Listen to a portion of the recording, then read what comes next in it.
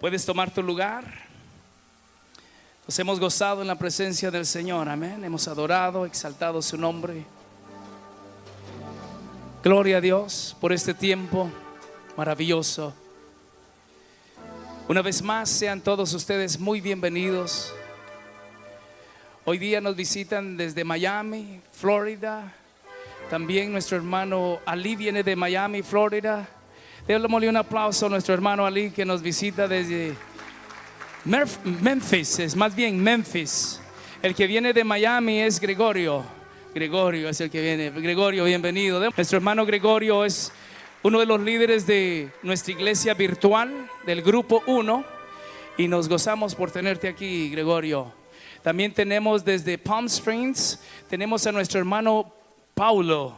Paulo, bienvenido, Paulo. Qué alegre. Dale ese aplauso al Señor por la vida de nuestros hermanos.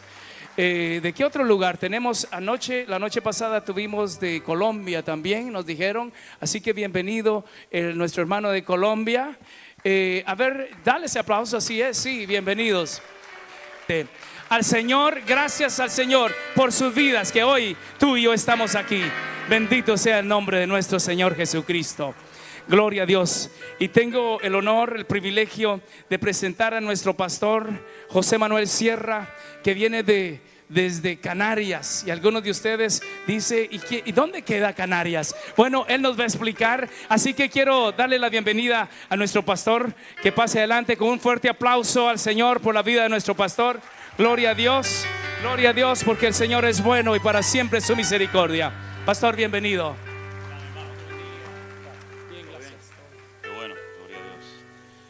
Buenos días, hermanos, que el Señor les bendiga ricamente a todos.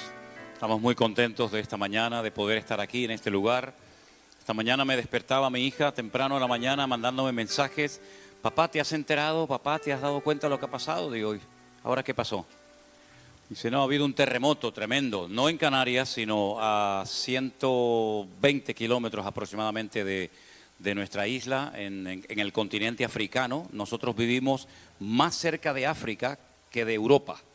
Estamos casi a 2000 kilómetros de lo que es el continente europeo, ¿no? España. Pero estamos muy cerca de África, hasta el punto que cuando sopla el viento sahariano, el viento del desierto, un viento terrible, un viento abrasador, nos llega a nosotros esas nubes de polvo tremendas que se llaman calima, la calima, ¿no? Ha habido un terremoto en esta noche en Marruecos, donde ya cuando venía ahora por el camino, las noticias hablaban de más de 1200 muertos. Tremendo, un terremoto de 7 puntos no sé qué y centenares de heridos, ¿no? Y bueno, todo esto son las señales proféticas de las cuales habló el Señor, ¿no? Hace 2000 años dice que incluso habría terremotos en diferentes lugares al mismo tiempo, y eso suele ocurrir muchas veces. Cuando hay un terremoto en un lugar, al poco tiempo, los pocos días o semanas, hay una réplica en otro país cercano o en cualquier otro lugar, ¿no? Y es que nosotros tenemos que estar preparados para todas estas cosas. Y como dije anoche, no nos tenemos que sorprender de lo que está ocurriendo y de lo que viene, que es aún superior y más grande, ¿no? Y es que en algún momento lo que hemos leído de la Biblia se va a tener que cumplir, ¿sí o no?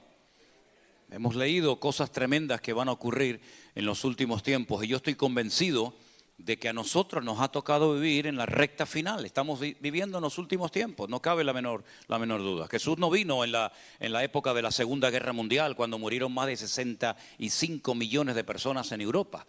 Los cristianos de aquella época, los pastores predicaban, Cristo viene, pero la realidad es que en ese tiempo no vino el Señor. El Señor no vino en el periodo de la Edad Media, aquellas persecuciones terribles donde crucificaban a los cristianos, los quemaban en hogueras en Europa, ¿verdad? No vino en aquella generación, pero la Biblia nos enseña que Él no retarda su promesa. Según algunos la tienen por tardanza. Uno se pregunta, ¿y cuál es el motivo por el cual todavía no ha venido el Señor? Para que los que no se hayan arrepentido lo hagan lo antes posible. Ese es el motivo principal. Podría venir en cualquier momento, pero la Biblia dice que Él quiere que todos los seres humanos procedan al arrepentimiento. Porque hay algo que nos separa de Dios y es lo que se llama el pecado. El pecado Dios lo abomina, Dios aborrece al pecado. Y hay todavía tanta gente que se revuelca y se goza y disfruta de su mala vida, de sus pecados, de su desorden. Entonces Dios en su infinita misericordia le está dando oportunidad a todas las naciones de la tierra para que se arrepientan. Algunos están aprovechando la oportunidad que Dios les da, otros se burlan, otros se ríen, ¿no? El Señor Jesucristo dice que los últimos tiempos se parecerían mucho a los tiempos de Noé. ¿Se acuerdan de Noé? ¿Verdad? No es un cuentito que se le cuenta a los niños en la escuela dominical para tenerlos entretenidos, ¿no? Eso fue algo real, fue algo verídico que ocurrió. Hay señales del diluvio en muchas partes del mundo. En el mismo Israel, cuando vamos, yo señalo, digo, mira las distintas capas, los distintos colores hasta aquí, ¿verdad? Dice la palabra de Dios que llegó el diluvio. Miles, tal vez millones de personas durante el diluvio perdieron la vida. No era la voluntad de Dios que nadie pereciera. De hecho, tuvo 120 años Noé predicando un mensaje de juicio, un mensaje de advertencia. Dedicó prácticamente toda su vida a la construcción de un barco que no cabría en este lugar. Pero dice la Biblia que solamente 8 personas se salvaron. Sus 3 hijos con sus respectivas esposas, su esposa y él. Nadie quiso entrar al arca. Me imagino que se reirían de Noé, ¿no? Diría, este hombre está loco, está construyendo un barco enorme, gigantesco, no cerca del mar o cerca de un río, sino tierra adentro. Se burlarían de él, se reirían sin lugar a dudas. Pero él seguía y seguía, un día, otro día, un año, otro año, hasta que dice la Biblia que el Señor cerró la puerta. Y comenzó a llover. Y me imagino a muchas personas diciendo, oye, ¿no será verdad lo que dijo Noé? Está comenzando a llover y cada vez llueve más y sigue lloviendo y sigue lloviendo. La palabra de Dios dice que auténticas cataratas del cielo caían sobre la tierra y en poco tiempo el agua comenzó a subir y miles de personas perdieron la vida. Solamente se salvaron los que estaban dentro del arca, los que creyeron al mensaje divino, los que se prepararon y aprovecharon su oportunidad.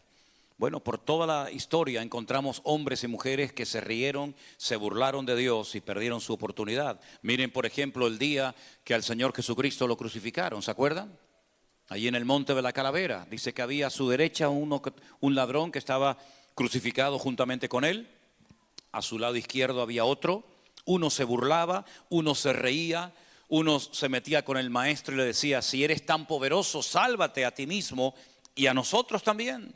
Sin embargo, el otro se le queda mirando y le dice, ¿no tienes temor de Dios ni siquiera estando a punto de morir? Nosotros estamos padeciendo justamente porque nos merecemos este castigo. Pero qué mal hizo este hombre. Y entonces es cuando le dirige al Señor aquellas palabras que todos conocemos. Señor, acuérdate de mí cuando vengas en tu reino. Jesús podía haberle dicho, ¿ahora te acuerdas de mí? ¿Ahora me pides clemencia? ¿Ahora me pides perdón? Ya es demasiado tarde, querido. Tú sabías lo que tenías que hacer. ¿Quién sabe si a lo mejor oyó algún sermón, alguna predicación, alguna enseñanza del maestro? Y es ahora, en el último momento de tu vida, que te acuerdas de mí. Pero el Señor no lo rechazó porque Él dijo, venid a mí todos los que estáis trabajados y cargados, que yo os haré descansar. Y el Señor le dijo, hoy estarás conmigo en el paraíso. Uno mirando al Señor perdió la oportunidad de su vida. El otro aprovecha el último instante, el último minuto de su vida para recibir a Cristo en su vida. Y lo veremos cuando lleguemos a la eternidad, a la presencia del Señor. Yo espero que todos y cada uno de los que están en esta sala en esta mañana tengan sus nombres inscritos en el libro de la vida. Que nadie diga, perdí mi oportunidad.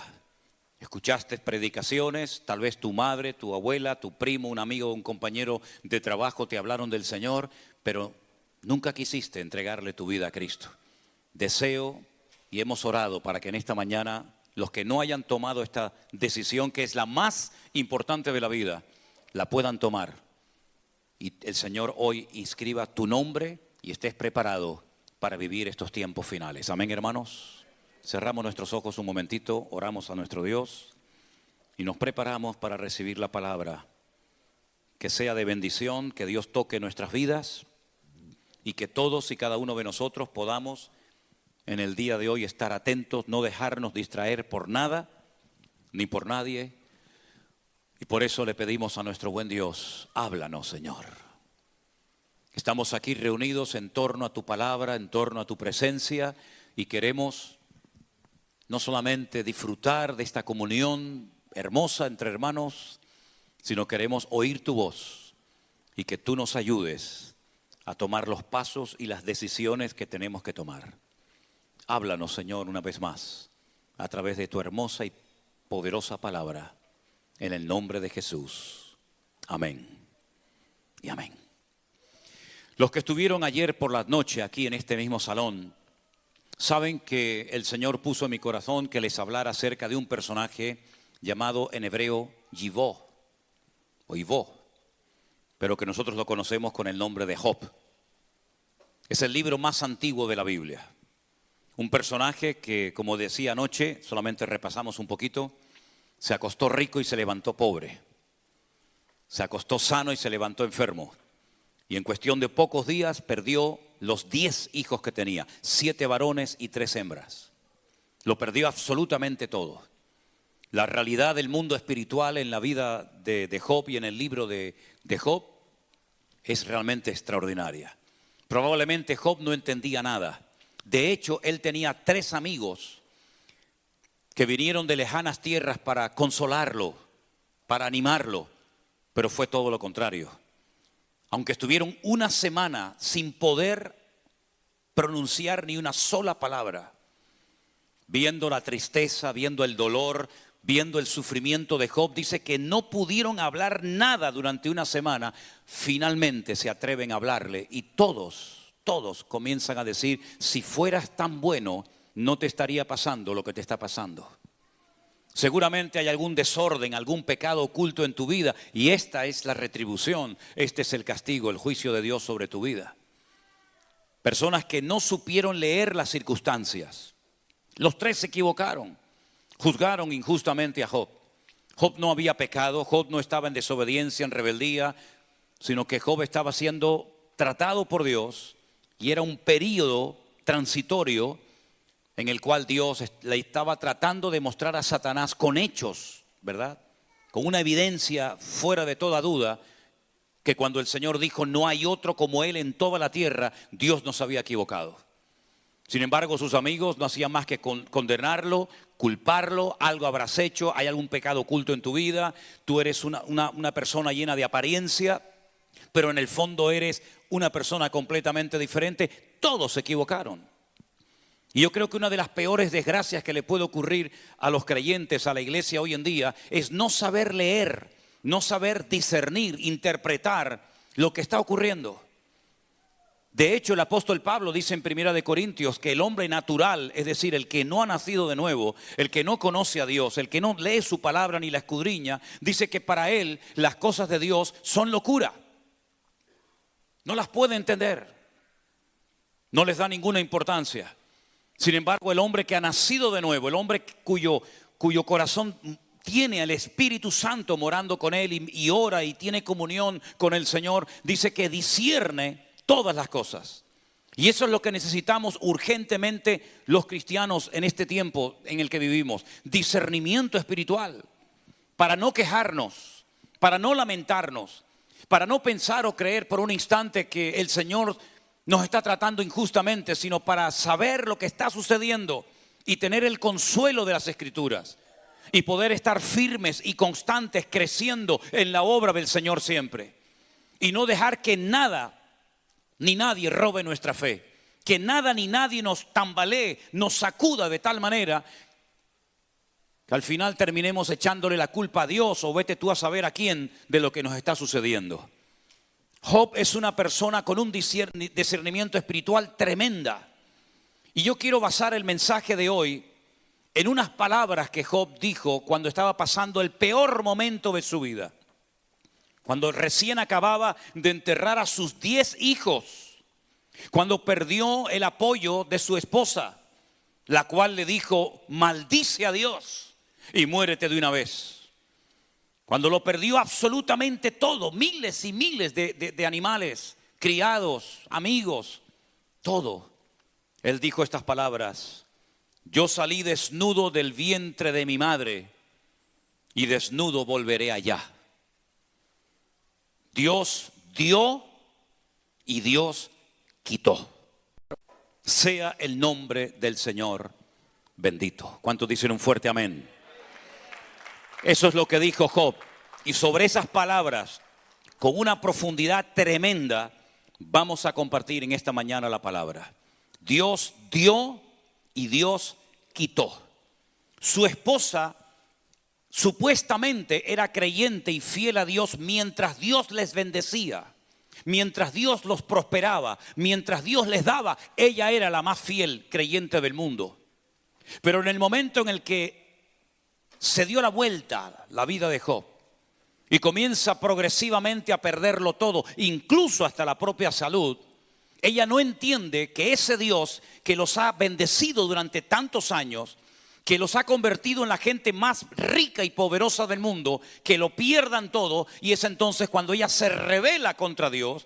A ella le molesta ver a su marido con esa integridad, con esa entereza, con esa confianza y fe en el Señor. Y es cuando le dice lo que recién os acabo de decir: maldice a Dios, muérete ya de una vez. Y es entonces cuando él dice: Dios nos dio y ahora es el momento que Dios nos quita por el motivo que no entendemos ciertas y determinadas cosas, pero yo igualmente voy a seguir bendiciendo y alabando el nombre de mi Dios. Sobre ese texto, vamos a ver en qué momentos de nuestra vida Dios nos puede quitar algo y por qué lo hace. Pensemos en la vida del patriarca Abraham. En el capítulo 12 del libro del Génesis, la palabra de Dios dice así: pero Dios le había dicho a Abraham: vete de tu tierra y de tu parentela y de la casa de tu padre a la tierra que yo te mostraré.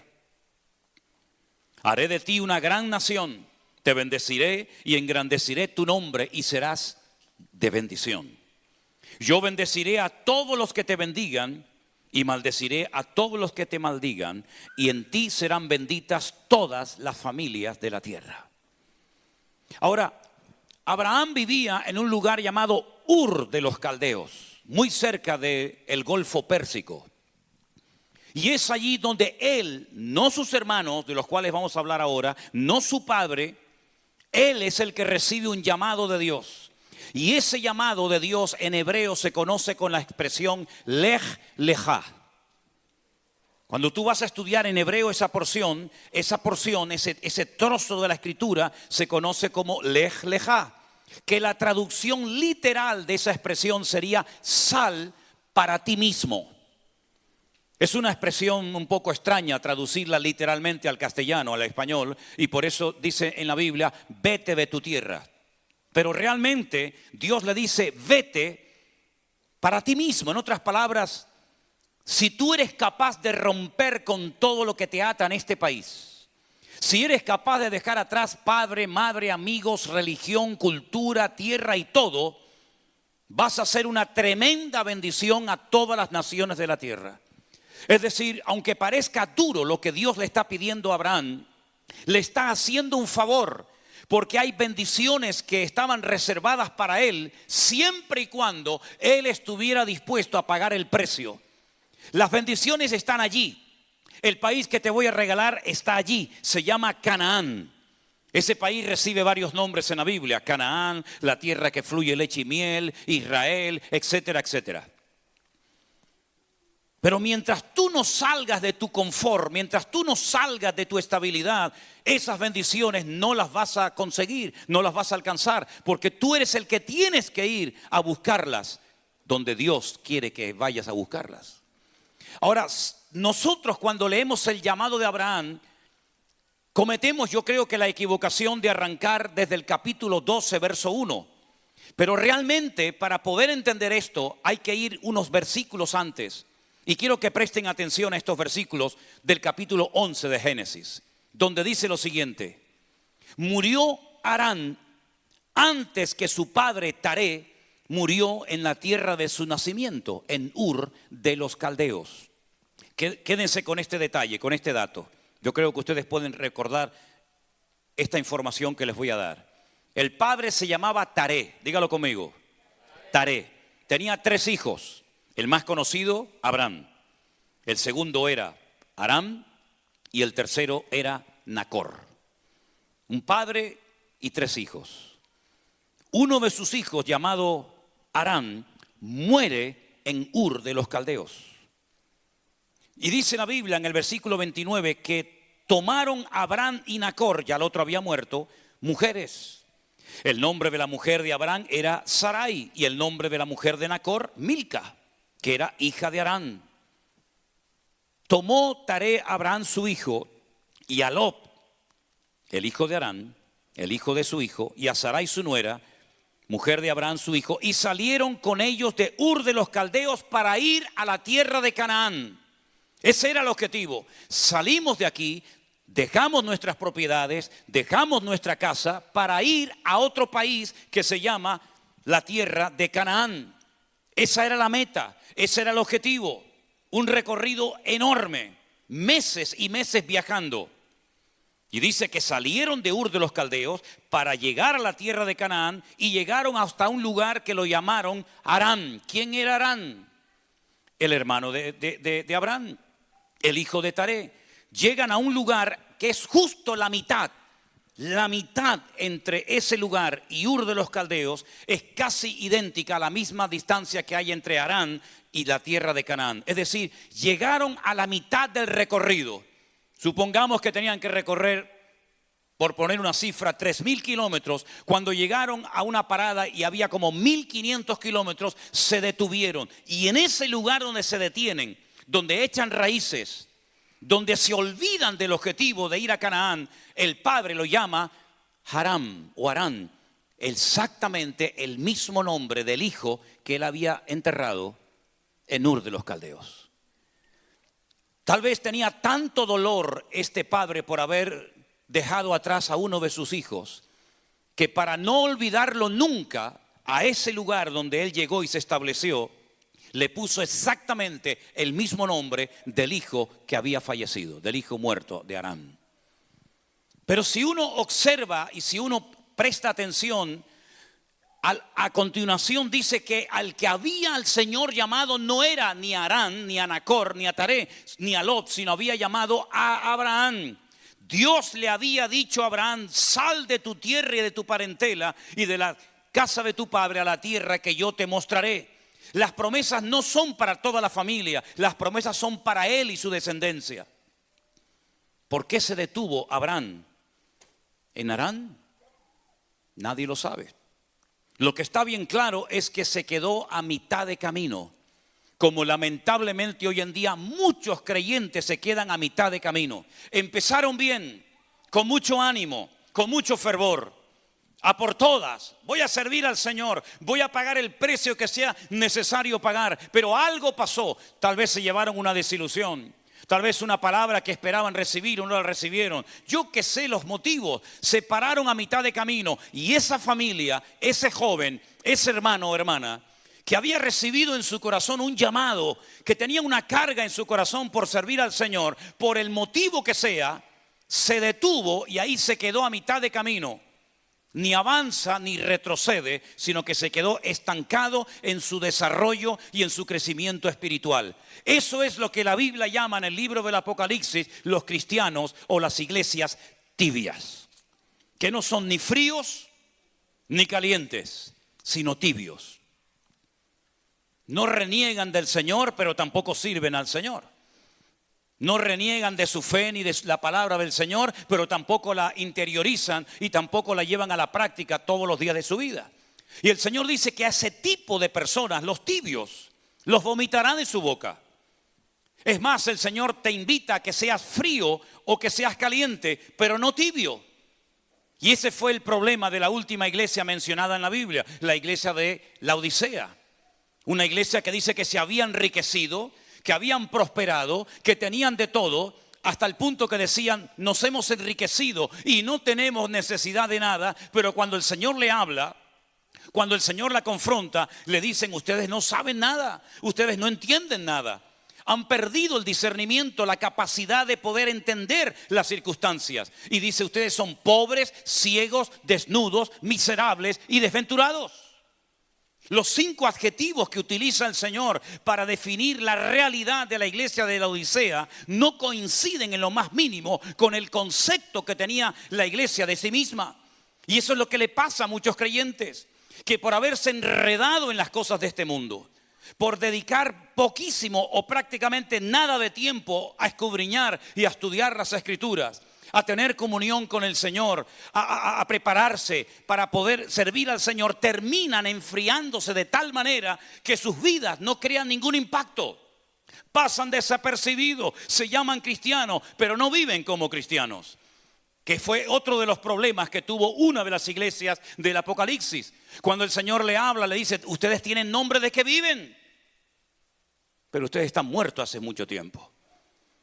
Y eso fue lo que le pasó a Abraham. Salió porque él había recibido un llamado, unas promesas tremendas que Dios no le había hecho a nadie hasta ese momento. Pero él sigue a su padre. Su padre, por el motivo que ignoramos, se detiene en un lugar que lo bautiza con el nombre de Harán, y allí se quedaron. Pero allí es donde el Señor le recuerda que el llamado ya él lo había recibido. Por eso el tiempo del verbo está en pasado. Ahí no dice que Dios está llamando a Abraham, sino ahí el Señor le recuerda el llamado de Abraham, diciéndole, pero el Señor le había dicho a Abraham, sal de tu tierra y de tu parentela. Y la palabra de Dios nos enseña que Abraham finalmente logró salir de ese lugar rumbo a la tierra prometida. Claro, para poder obtener ciertas y determinadas bendiciones en la vida, escuchen esto, para que no te lleves después ninguna desilusión. Repito, para recibir ciertas y determinadas bendiciones en la vida, tú tienes que ser tremendamente probado, mi hermano. Dios nos tiene que sacudir y triturar y podar en muchas áreas y aspectos de nuestra vida. Porque si quieres realmente crecer y madurar en el Señor, lo primero que Dios hará con nosotros es probarnos en todas y en cada una de las áreas de nuestra vida. Y todas esas pruebas siempre vendrán para nuestro beneficio, para nuestro desarrollo, para nuestro crecimiento espiritual. Y hay creyentes que se enojan, que se enfadan con Dios cuando están siendo probados, porque no entienden lo que está pasando. Sin embargo, la Biblia nos enseña que Abraham tenía que perder y cambiar en muchas cosas para poder recibir la tierra de Canaán como herencia y para poder ser un hombre de bendición tanto para sí mismo, para su familia y para todas las naciones de la tierra. ¿Quieres ser probado? ¿Quieres crecer? ¿Quieres madurar? ¿Quieres recibir más gloria y presencia y gloria del Señor en tu vida? Entonces tienes que entrar en una etapa en la que Dios te va a probar en lo económico para que aprendas a vivir por fe y no en God we trust. Para que aprendas a depender del que decimos tantas veces, Él es el Rey de Reyes y el Señor de los Señores. Para que aprendas lo que significa decir, el justo por la fe vivirá, que muchos lo saben, pero no saben realmente llevar eso a la práctica. Para que cuando leas o recites en alta voz el Salmo 23, no digas mentiras cuando dice, el Señor es mi pastor y nada me faltará. Para que aprendas a estar firme en medio de cualquier circunstancia, dolor o sufrimiento de la vida, sabiendo que por un camino vendrán y por 7 huirán. Y aunque acampase un ejército alrededor de tu familia o de tu vida, nunca tendrás ningún temor, porque Él va a ser tu luz y Él va a ser tu salvación. Todo eso lo sabemos, la teoría, pero falta llevarlo a la práctica, mi querido hermano. Y por eso la vida de Abraham es un continuo dejar cosas. Tengo que dejar la casa, tengo que dejar a mi padre, tengo que dejar la herencia que podría haber recibido del viejo si me hubiera quedado en casa hasta el día de su muerte. Lo fue dejando todo por el camino. Y cuando uno piensa que ya Abraham está vacío y ya no hay nada que dejar en la vida, aún hay cosas que dejar. Aún hay cosas que entregarle al Señor. La Biblia nos enseña que Él iba a ser una bendición a todas las naciones de la tierra. Por lo tanto, indirectamente, el Señor le está diciendo que Él va a tener que tener hijos, descendencia. Pero hemos leído en esta mañana que Abraham se casó con Sara, pero dice en el texto 30 que Sara era estéril. No podía tener hijos. Por consiguiente, hay un obstáculo natural.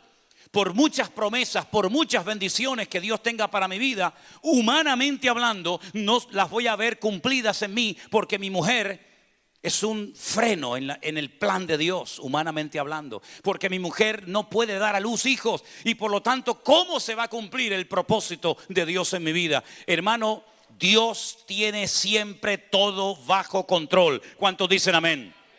Dios no se equivoca nunca.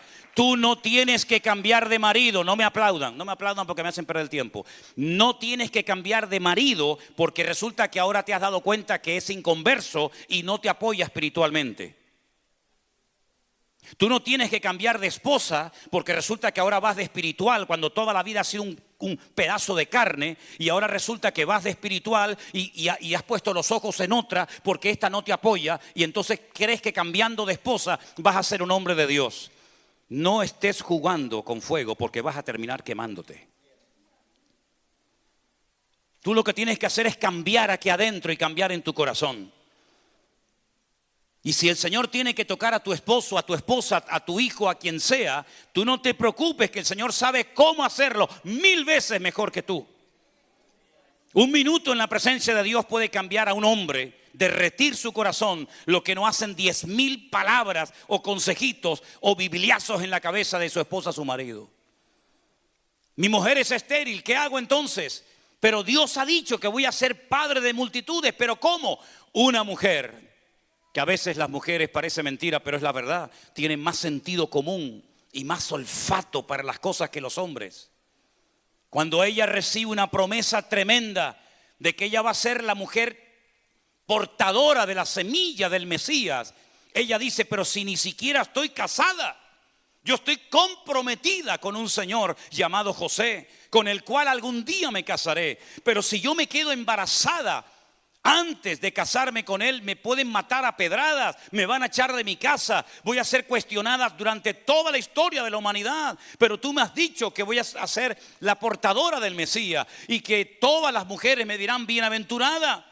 ¿Cómo será esto, Señor? Porque yo no conozco varón. Se atrevió a preguntarle a Dios, y el Señor le respondió y le dijo: lo que es imposible para los hombres es posible para Dios. El Espíritu Santo vendrá sobre ti y te cubrirá, y tendrás un santo ser en tus entrañas. ¿Te das cuenta? Humanamente hablando, uno dice: pero ¿cómo va a suceder todo esto? Es demasiado grande para la ciencia médica, es una locura, esto es un disparate. Pero Dios dijo: el que cree en el Señor, todo le es posible. Y ahora Abraham se da cuenta de que su esposa es estéril, pero él es el portador de una promesa que va a bendecir a todas las naciones de la tierra. ¿Pero cómo? Su esposa entonces, en esta ocasión, se equivocó. Y según la costumbre de la época, trae a una criada llamada Agar para que ésta mantenga relaciones con Abraham. Y Abraham, que era un hombre muy obediente, le dijo a su esposa: sí, señora, lo que tú digas. Y la criada Agar, que era de Egipto, él se fue de Egipto, pero Egipto se le metió en la casa. Se queda al poco tiempo embarazada, y cuando ya el viejo está contento y alegre que porque por fin se va a cumplir la promesa del Señor, el Señor le habla y dice: esto no es lo que yo te había prometido. Yo no me muevo de esa manera. Eso es tu plan, tu proyecto, tu idea de vida, pero este no es el hijo de la promesa. Esto es lo que tú has conseguido con esta muchacha. Y dice que al poco tiempo ese niño llamado Ismael, y cuya madre era Agar, comenzaron a causar problemas en el hogar, la estabilidad, la paz del hogar. Hermano, mira, no dejes que nadie te robe la paz de la casa, ¿eh? Llámese suegra, llámese suegro, llámese como se llame. No dejes que nadie venga a robar la paz de tu casa. El Señor le dice a través de Sara, en esta ocasión sí acertó: expulsa, echa a la madre y al hijo, y volverá a venir la paz a este hogar. Para Abraham aquello fue una bomba. Él no podía dar crédito a lo que su esposa le estaba diciendo, y él va a hablar, a consultarle al Señor, y el Señor le dice: hazle caso en esta ocasión. Y dice que expulsó a su hijo de 13 años con un pequeño recipiente de agua y lo manda al desierto. Humanamente hablando, iba a morir tanto el niño como su madre, pero el Señor tenía un plan también para Ismael. Y el Señor lo protegió y lo cuidó hasta el día de hoy. Y entonces el Señor le dice: yo te prometí un hijo con tu legítima esposa. Y ese hijo fue, como bien saben ustedes, Isaac. Así que tuvo que dejar al padre, tuvo que dejar a la madre, tuvo que dejar la tierra, tuvo que dejar sus amigos, tuvo que dejarlo todo. Y ahora, para colmo, también tengo que abandonar y expulsar de mi casa a mi hijo, al cual amaba, dice la Biblia. Pero cuando ya Ismael es grande y él por fin ya entiende el plan de Dios, ahora viene otro golpe duro a la vida de Abraham. Hay que seguir todavía dejando cosas por el camino. Y el Señor le dice: sacrifícamelo sobre un altar. Y no era un sacrificio normal y corriente, era un olá. En hebreo la palabra para holocausto es olá. Y olá era una ofrenda que se hacía, pero se tenía que prender fuego al animal. Y en este caso a su hijo Isaac. Y él no duda, él no cuestiona a Dios. Él camina 3 días desde el sur de Israel, desde la ciudad de Beersheba hasta llegar al monte Moriah en Jerusalén, y está dispuesto a sacrificar a su hijo. Y él tiene que aprender que no hay familia, ni amigos, ni trabajo, ni hijos, ni nada que tiene que ocupar el lugar primero en nuestras vidas. Y si comenzamos a analizar en profundidad toda la vida del patriarca Abraham, es una continua pérdida, dejando una cosa, dejando otra cosa, dejando un hijo, dejando padre, dejando madre. Pero al final, por cada cosa que dejaba, Dios lo honraba y Dios lo bendecía. Y con esto coinciden las palabras del Señor Jesucristo cuando Él dijo: no hay nadie que haya dejado por mí, por mi causa, padres, madres, tierra, amigo o lo que sea, que no haya de recibir en esta vida 100 veces más y en la otra vida, la vida eterna. En otras palabras, no tenga miedo de desprenderse de algo, porque probablemente hasta que ese algo no sea quitado de su vida, hasta que esa atadura no sea quitada de su familia, hasta que usted no aprenda a confiar 100% en el Señor, será un cristiano como muchos.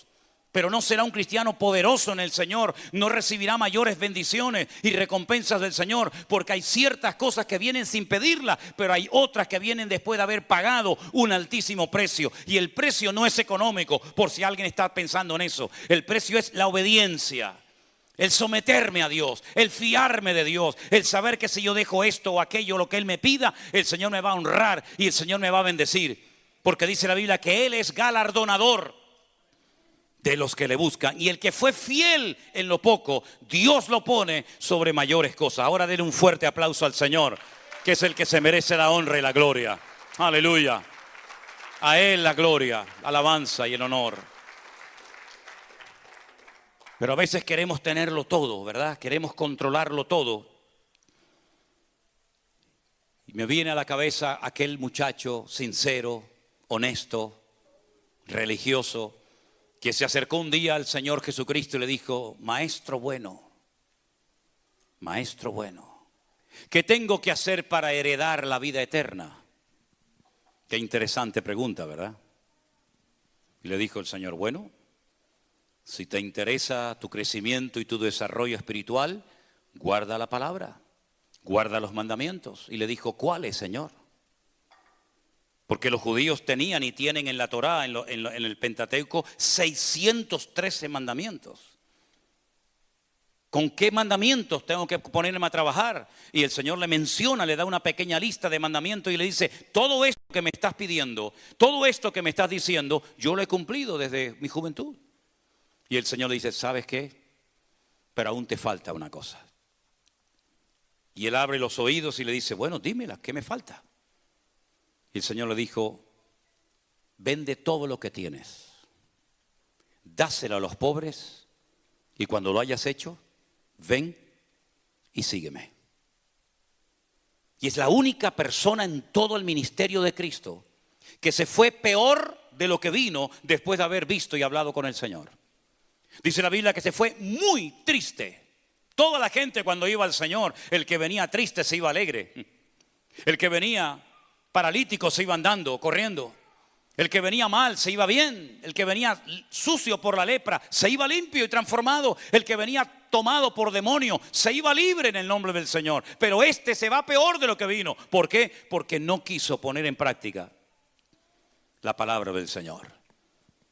Y el Señor, cuando se va, dice que lo amó y le dijo a sus discípulos: qué difícil es entrar en el reino de los cielos un rico. No es que todo el mundo tenga que desprenderse de sus cosas para seguir al Señor, pero en tu caso, esto es lo que yo te estoy pidiendo que hagas. Podía haber llegado a ser un gran discípulo, pero perdió una oportunidad histórica en su vida. Ni siquiera la Biblia dedica un segundo de tiempo para decirnos cómo se llamaba este muchacho, o qué edad tenía, o de qué tribu era. Nada, se acabó la conversación. Dice la Biblia que solamente los valientes son los que van a heredar el reino de Dios, y los cobardes no tienen lugar ni cabida en el reino del Señor. ¿Usted quiere ser un cobarde, un gallina, o quiere ser un valiente? Yo he conocido a mucha gente que ha sido muy valiente para tomar y probar todo tipo de drogas y de sustancias. He conocido gente que ha sido muy valiente para tirarse de un puente amarrado con una cuerda, o tirarse en paracaídas, o hacer parapente, o hacer locuras. Han sido muy valientes para muchas cosas, pero luego, cuando llega el momento de ser valientes para las cosas de Dios, son unos auténticos cobardes.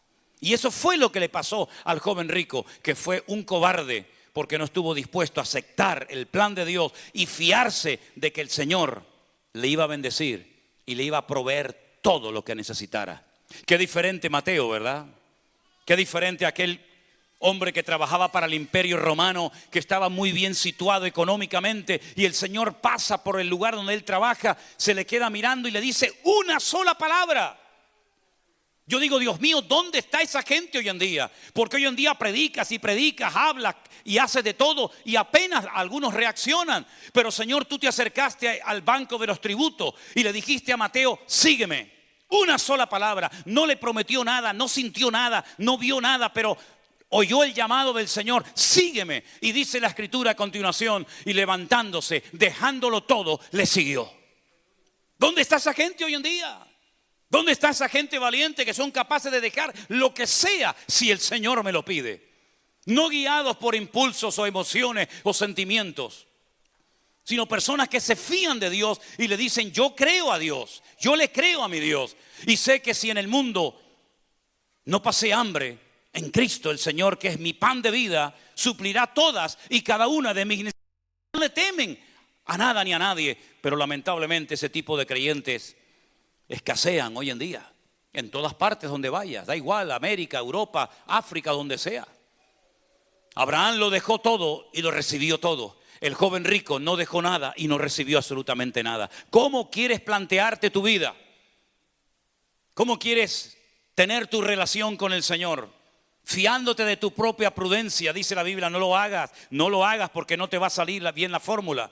Dice la Biblia: no te apoyes en tu propia prudencia, reconócelo en todos tus caminos y Él enderezará tus veredas. Fíate del Señor de todo tu corazón.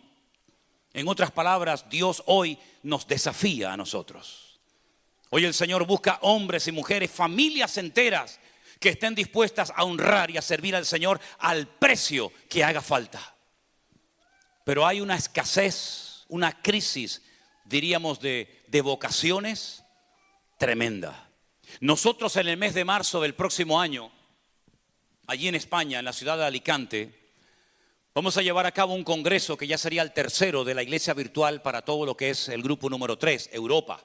Aunque hay hermanos también que vienen de Estados Unidos, de Chile y de otros países, ¿verdad? Y es interesante notar que el lugar que hemos reservado para el próximo año es una propiedad inmensa. Y cuando yo fui a verla hace unos meses atrás para reservarla para el próximo año en Semana Santa, le pregunté al que me estaba enseñando el comedor, las piscinas, las canchas de fútbol, el salón de actos. Le pregunté qué había sido esa propiedad, y ¿saben lo que me dijo?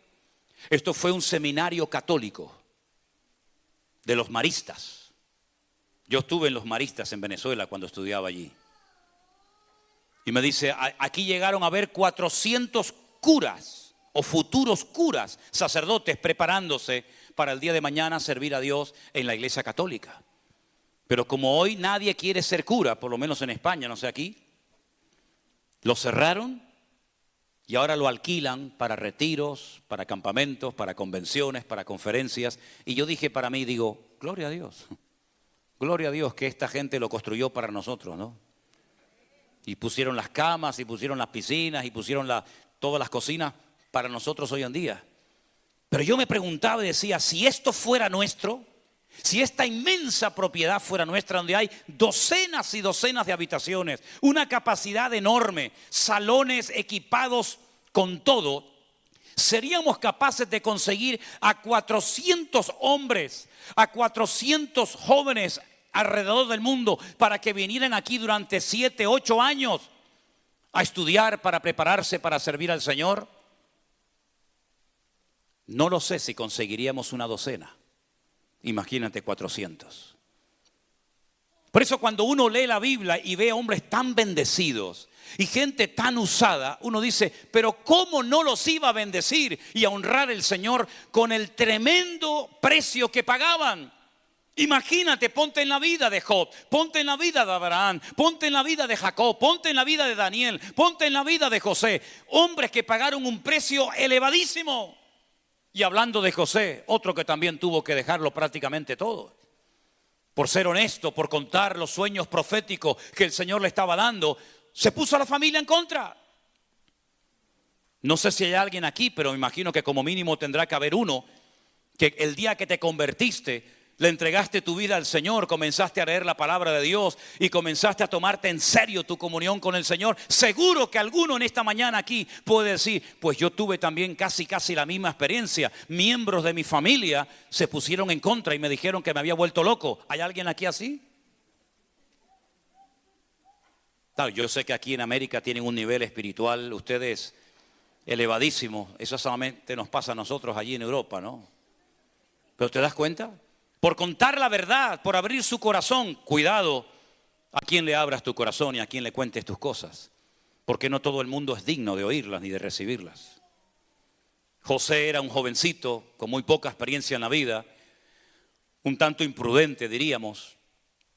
Y le contó a sus hermanos los sueños que había tenido. Y cómo algún día sus hermanos se postrarían delante de él. Y casi le suplicarían ayuda y favores. No lo entendieron. Otros que no supieron entender las circunstancias. Otros que no fueron capaces de discernir aquellos sueños genuinos de parte del Señor. Solamente su padre Jacob dice que analizaba y pensaba, pero qué sueños está teniendo mi hijo tan raro, ¿verdad? Y pasaron los años y él lo perdió prácticamente todo, el crédito de sus hermanos. Sus hermanos realmente en el fondo, más que venderlo, lo que querían realmente, ustedes saben, era matarlo. Cortar una de las tribus de Israel y que no tuviera descendencia, acabar con la vida de José. Y fueron tan descarados que fueron capaces de engañar a su propio padre durante más de 20 años, diciéndole que una mala bestia del campo había acabado con la vida de su hijo querido, José. Le arrancan la túnica de colores, le echan sangre de un animal por encima y le dicen al viejo, una mala bestia ha acabado con tu hijo. Tú lo mandaste para que nos trajera comida, pero al final murió en el campo. Y el padre dice que durante 22 largos años lloró y lloró y lloró y no había consuelo para este hombre. Imagínate que uno de nuestros hijos muriera de esta manera. Se quedó sin padre, sin madre, sin hermanos, sin nada. Y lo mandan a un país extranjero y lo compran como un esclavo. De tener una vida cómoda y bonita y tener un padre que lo amaba y un ambiente espiritual, pasa a ser un esclavo, donde ni siquiera podía comunicarse porque tenía que aprender un nuevo idioma. Un esclavo recibiendo órdenes, no había descanso, no había vacaciones, no había derechos humanos, no había nada. Pero la historia sigue contándonos, diciéndonos que hasta al final la esposa del amo le clavó los ojos encima y quería acostarse con él. Y él dice, yo no voy a cometer este pecado, y lo meten en la cárcel por un delito que no había cometido. Perdió lo poquito que tenía, hasta el amo lo perdió, un buen hombre que lo amaba y le había dado un voto de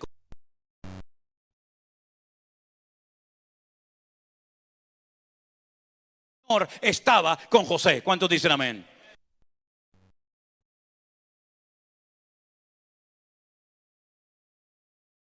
Yo nunca, jamás te abandonaré.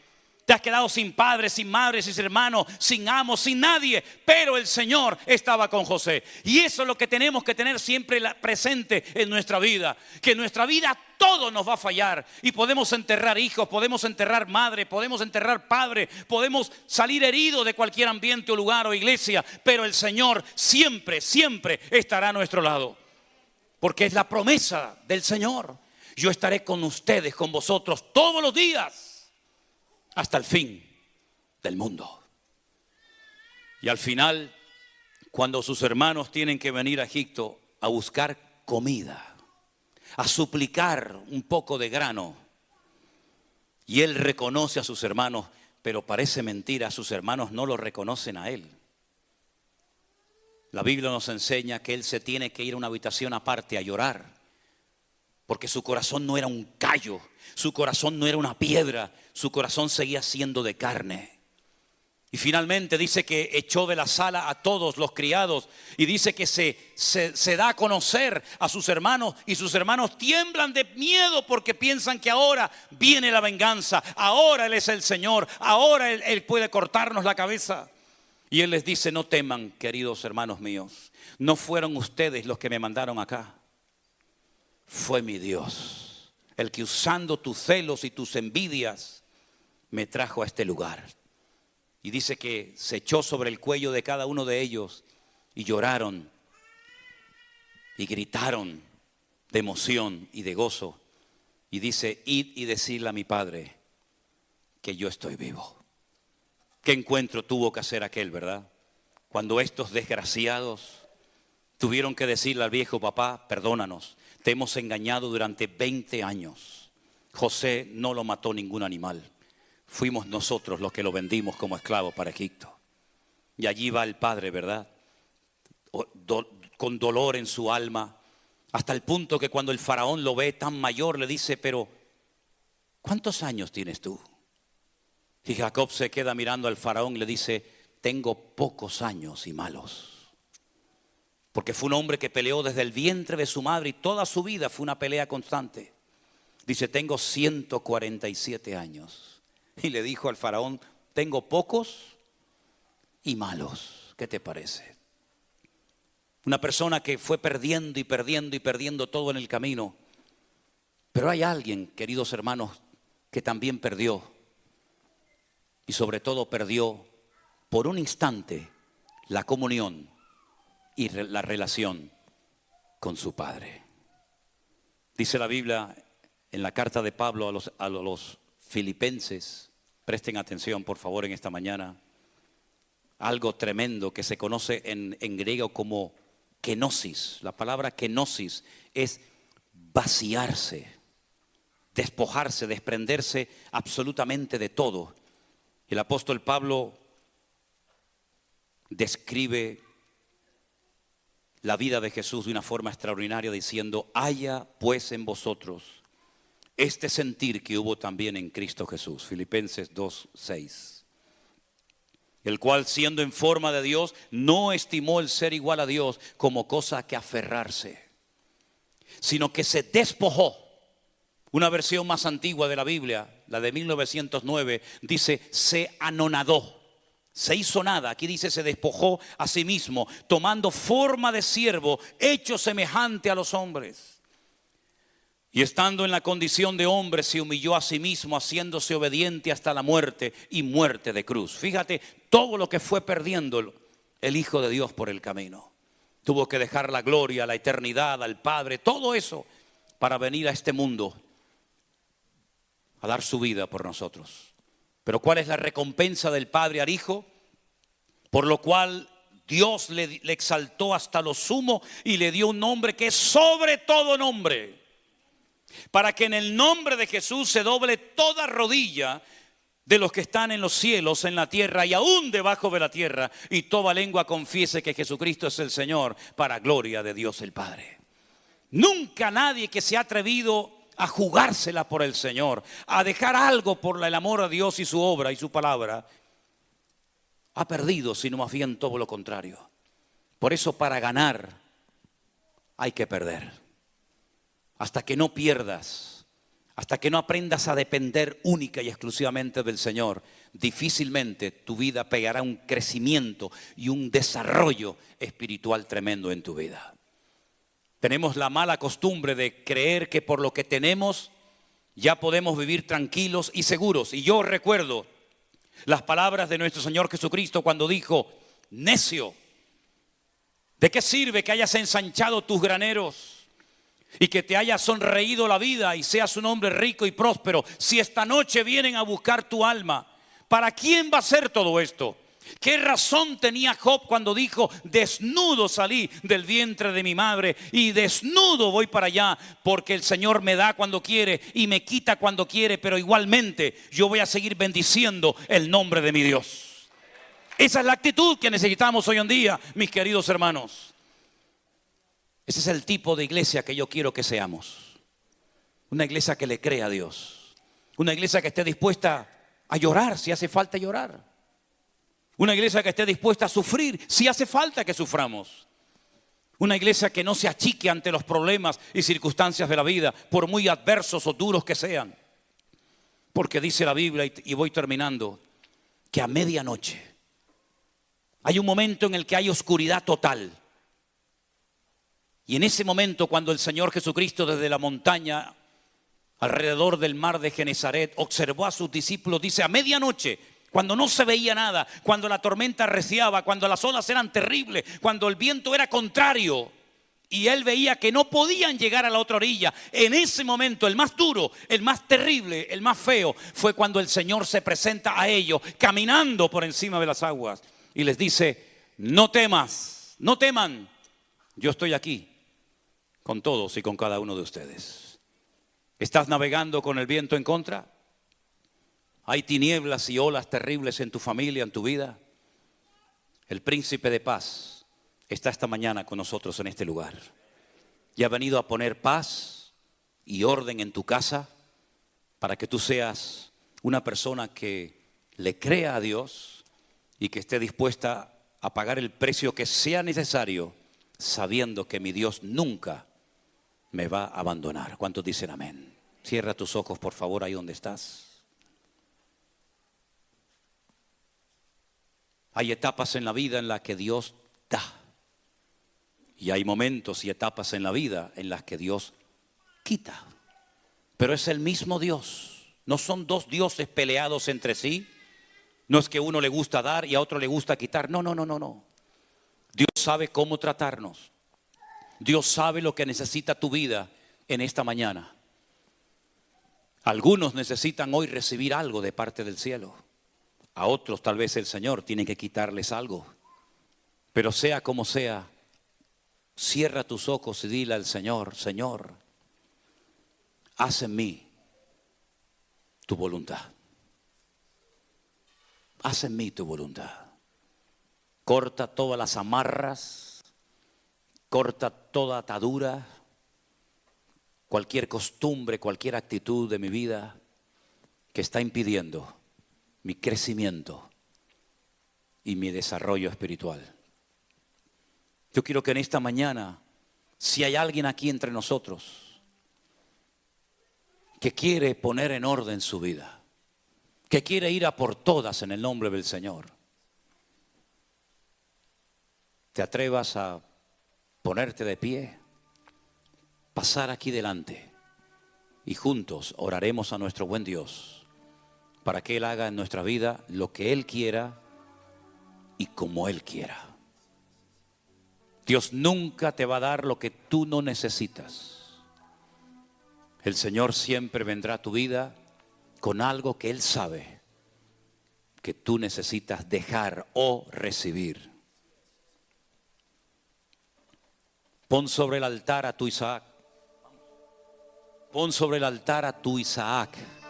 Echa de tu vida a tu Ismael.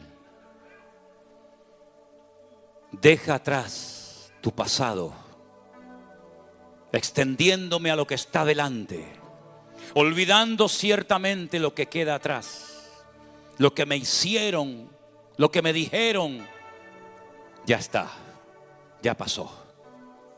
Este es el día que el Señor ha creado para que nos gocemos y nos deleitemos en Él. Si hay alguien más que en esta mañana necesita alinear su vida con Dios en el área que tú creas conveniente, te animo a que pases al frente y juntos oraremos a nuestro Dios. Nos ponemos todos de pie, queridos hermanos. Gracias, oh Dios. Te adoramos. No sé cuál es esa. Esa es. Rey de reyes, Señor de señores, admirable. Consejero, Dios fuerte, Manuel, Dios con nosotros. El Cordero que fue inmolado, eres digno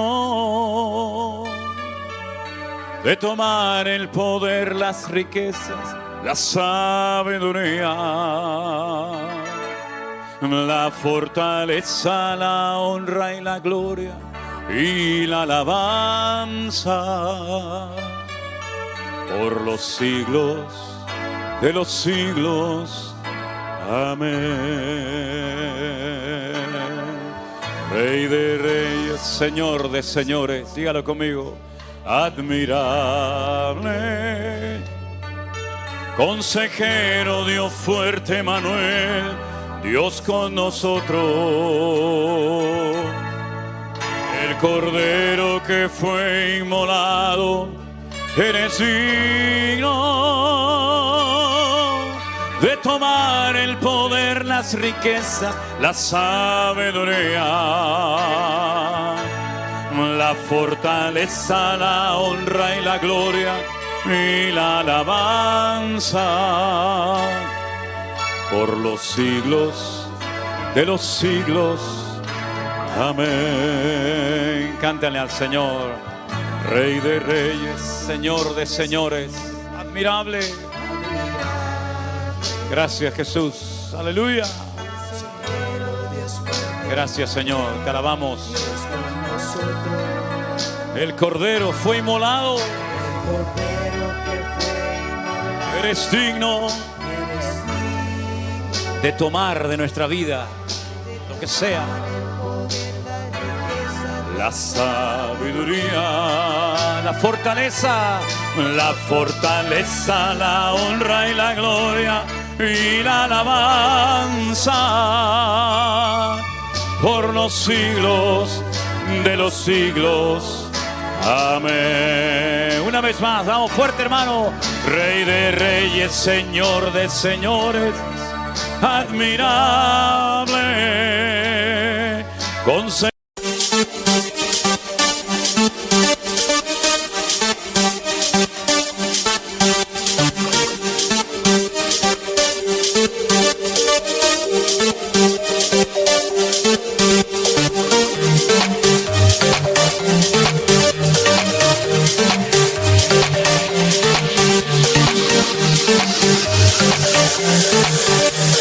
We'll be right back.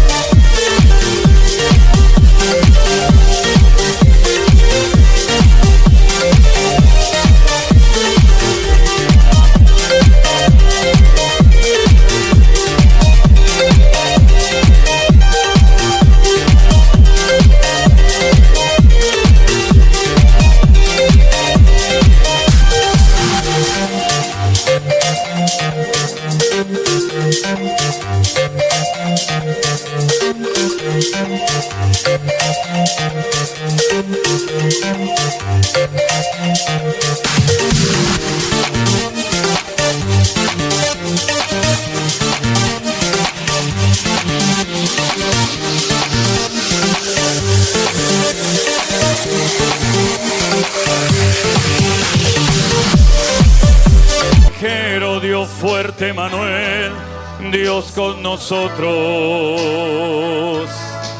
El cordero que fue inmolado en el signo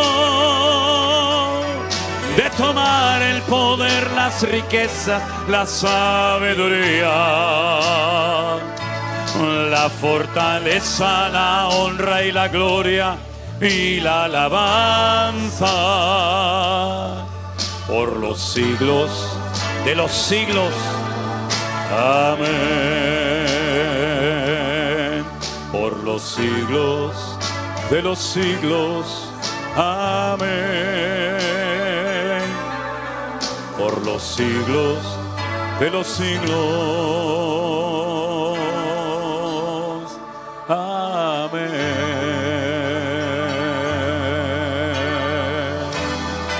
Aleluya. Gracias, Jesús. Gracias, Señor Jesús. Ustedes que han pasado al frente en esta mañana, Dios sabe el motivo. Yo les voy a pedir que en esta mañana tú te presentes sinceramente delante de la presencia del Señor, sin ocultar nada, sin estar echándole en cara nada a Dios, sin estar haciendo preguntas, ¿por qué esto? ¿Por qué aquello? No, no es el momento de eso. Es el momento de renunciar, es el momento de morir a uno mismo. Es el momento, como decía, de lej leja, sal, sal. Abraham tuvo que salir de Ur de los Caldeos. Pedro tuvo que salir detrás de sus redes y de sus barcas. Elías tuvo que salir de aquella cueva. Pablo tuvo que salir detrás de aquella religión que lo había convertido en un esclavo y en un fanático. Todos y cada uno de nosotros tenemos que salir de algo para poder recibir la herencia que el Señor tiene dispuesta y preparada para cada uno de nosotros. Pero no tengan miedo. Hay que salir del desierto para poder tomar posesión de la tierra. Mientras estemos en el desierto dando vueltas y vueltas, no vas a tomar posesión de la tierra. O estás en el desierto o estás en Canaán. O estás en Canaán o estás en el desierto. No puedes estar en dos partes al mismo tiempo. No puedes estar con tu corazón herido y al mismo tiempo querer honrar y servir al Señor, porque no funciona así. No puedes estar con un ojo viendo al pasado y viendo a ver lo que Dios tiene para mi vida. Esto no funciona así. Es morir, es renunciar, es perder para ganar. Y por eso, Señor, en el nombre de Jesús, venimos delante de tu altar, de tu presencia, quitándonos todo atributo, quitándonos todo privilegio, renunciando a nosotros mismos y dándote gracias porque todo lo que ha ido sucediendo en mi vida, de una manera u otra, tú lo has usado para traerme hoy a tus pies. Señor, en el nombre de Jesús, sana nuestros corazones. Transforma nuestras vidas. Restáuranos, Señor, completamente. Y que podamos decir, las cosas viejas pasaron y aquí todo es hecho nuevo. Señor, ayúdanos a salir del desierto, de la mediocridad, de la religiosidad y adentrarnos en ese mundo contigo, Señor. De gloria en gloria, de victoria en victoria, de bendición en bendición. Mirándote y siguiéndote solamente a ti, mi Dios, sabiendo que tú vas a honrar a los que te honran y sabiendo que tú tienes lo mejor para mi vida. Pongo mi vida hoy sobre el altar, me rindo a ti y te lo pido con toda mi alma, en el nombre de Cristo Jesús. ¿Cuántos dicen amén?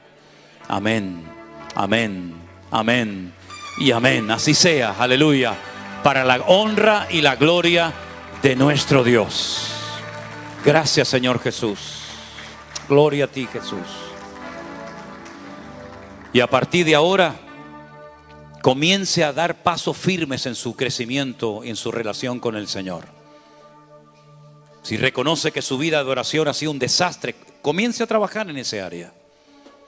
Si reconoce que lleva toda la vida en la iglesia, pero jamás en la vida ha terminado de leer un libro entero de la Biblia, comience a trabajar en ese área. No sea uno del montón, un mediocre.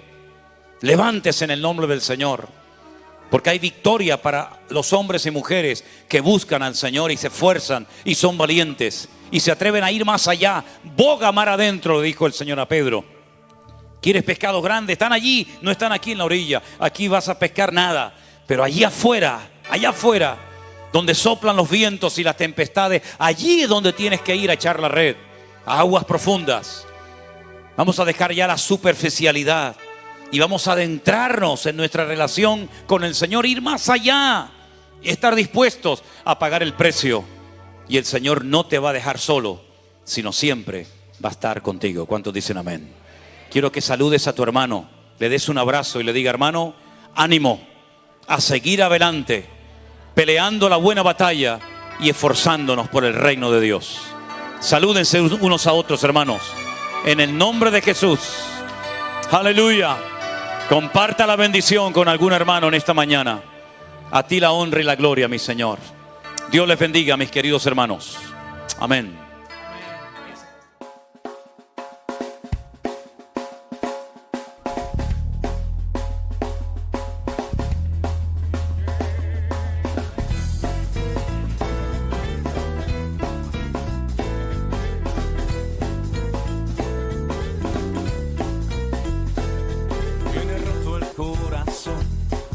De tanto sufrir y llorar, tienes que aprender a descansar en Dios.